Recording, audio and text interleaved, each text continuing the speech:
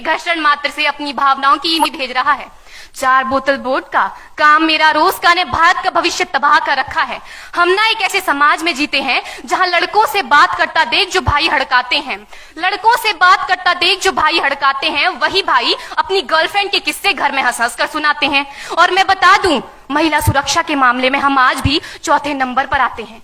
हम ना एक ऐसे समाज में जीते हैं जहां पत्थर की मूरत को लगते हैं 56 भोग और भूखे नंगे तड़पते सो जाते हैं लोग, भूखे नंगे तड़पते सो जाते हैं लोग। मजदूर को मजदूर समझिए, मजबूर नहीं। गरीब को काम दीजिए, दान नहीं। और अगर दान देने के इच्छुक हैं तो जीते जी रक्तदान दीजिए और मरने के बाद अंग दान देकर किसी मरते हुए को जीवन दान दीजिए। यही सच्ची देशभक्ति और यही सच्चा राष्ट्र प्रेम है। ना सरकार मेरी है ना रब मेरा है, ना सरकार मेरी है ना रब मेरा है, और ना ही ये बड़ा सा नाम मेरा है। बस इतनी सी बात का गुरूर है मुझे कि मैं भारत की हूं और ये भारत मेरा है और ये भारत मेरा है। परंतु एक वैचारिक बीमारी हमारे समाज में मुझे नजर आती है। कहा जाता है हम दुनिया के सबसे बड़े लोकतंत्र हैं, जहां हिंदू पैदा होते हैं, मुस्लिम, सिख और ईसाई भी पैदा होते हैं, लेकिन बदकिस्मती है अब इंसान पैदा नहीं होते। और मेरे विचारों में ना हिंदू की जरूरत है ना मुसलमान की जरूरत है। राष्ट्र निर्माण के लिए केवल अच्छे इंसान की जरूरत है, केवल अच्छे इंसान की जरूरत है। जरा सोच कर देखिए, ये पेड़ पौधे और शाखाएं भी परेशान हो जाएं अगर परिंदे भी हिंदू और मुसलमान हो जाएं।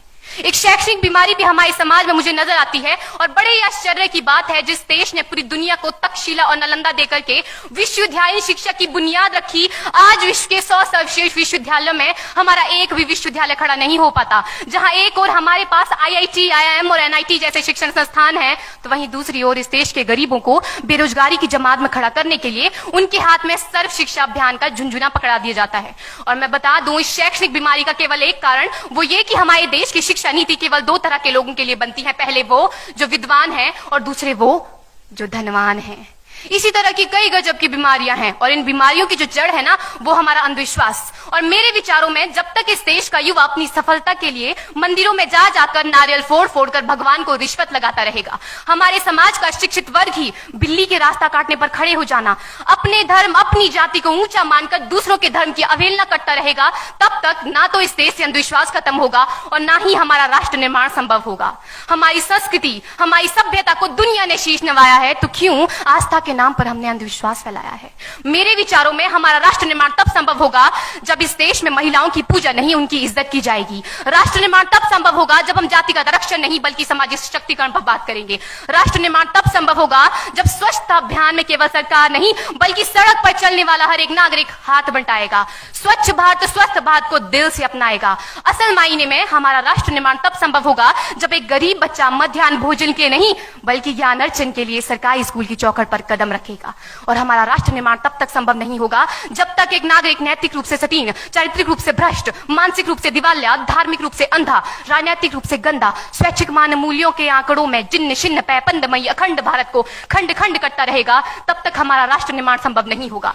बड़ी बड़ी बातें नहीं, छोटी छोटी कोशिशें करनी होगी, क्योंकि ठोकर हमें पहाड़ से नहीं पत्थरों से लगा करती है।